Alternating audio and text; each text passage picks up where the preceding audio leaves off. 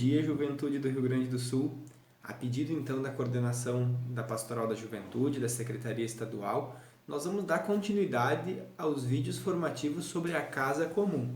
E o tema de hoje é o tema economia. Eu sou o Andrei, sou aqui da Arquidiocese de Pelotas e vou falar com você sobre esse tema tão importante, de modo especial para o nosso querido Papa Francisco. Economia é uma palavra que remonta a radicais gregos e ela é formada por dois radicais, oikos e nomos. Oikos significa casa, a nossa grande casa comum, e nomos significa lei, gerenciar, cuidar. A economia da qual nós vamos falar hoje é uma economia fundamentada na Laudato Si. A Laudato Si é uma carta de 2015, portanto, que está completando 5 anos, que foi escrita pelo Papa Francisco.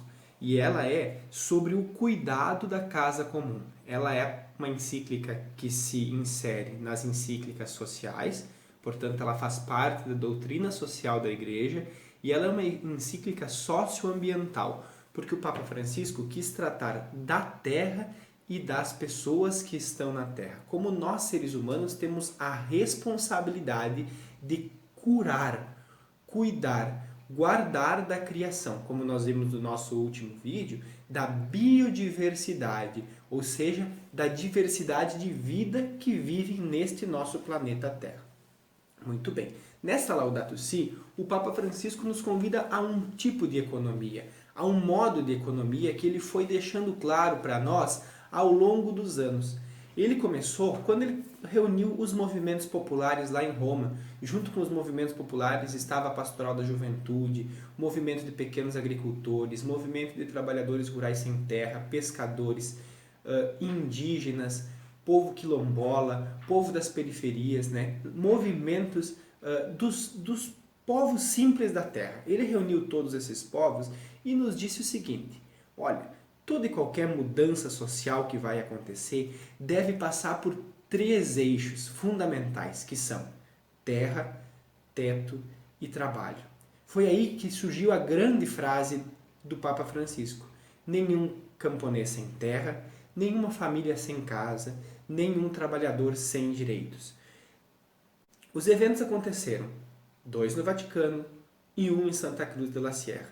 Em Santa Cruz, em 2015, todos os organismos e entidades que estavam lá representadas, todos os movimentos populares, escreveram uma carta conjunta chamada Carta de Santa Cruz. Procura essa carta. Ela fala muito sobre o modelo de economia que o Papa Francisco acredita que nós devemos fazer aqui, na nossa América Latina. Muito bem. E qual é a economia que nós queremos falar? Ela é uma economia que se preocupa com as pessoas.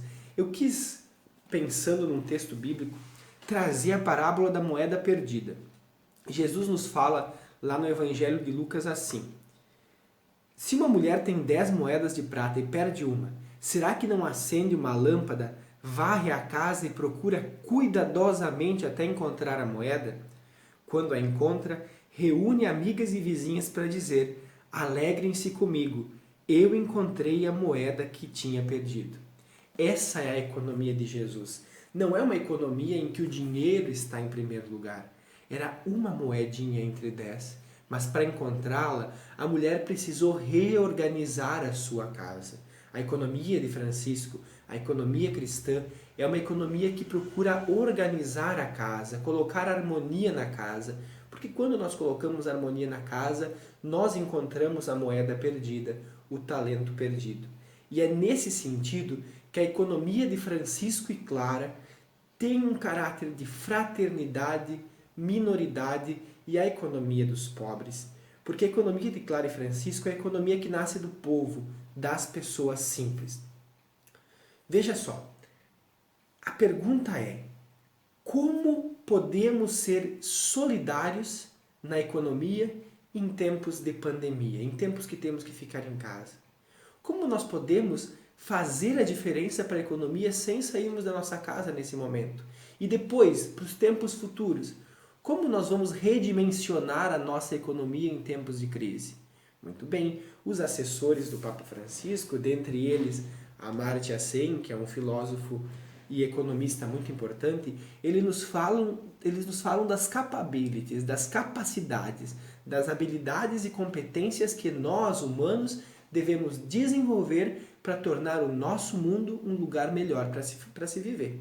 Mas antes disso, um cara muito importante falou disso, Francisco de Assis. Lá no seu testamento ele diz assim, veja só, e eu trabalhava com as minhas mãos e quero trabalhar, e quero firmemente que todos os outros irmãos trabalhem num ofício que convenha à honestidade.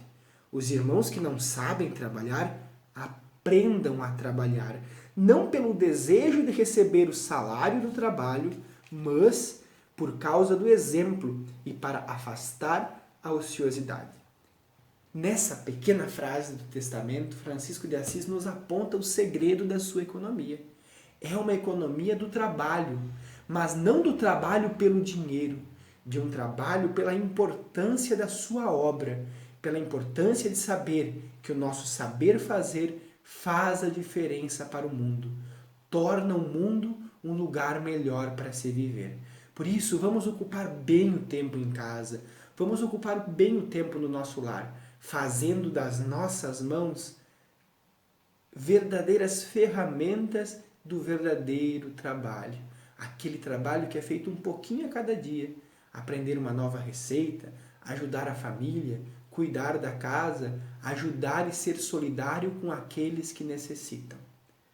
O Papa Francisco, no domingo de Páscoa, mandou uma nova carta aos movimentos populares, dizendo que os militantes e as militantes dos movimentos populares sabem há muito tempo o significado da palavra solidariedade.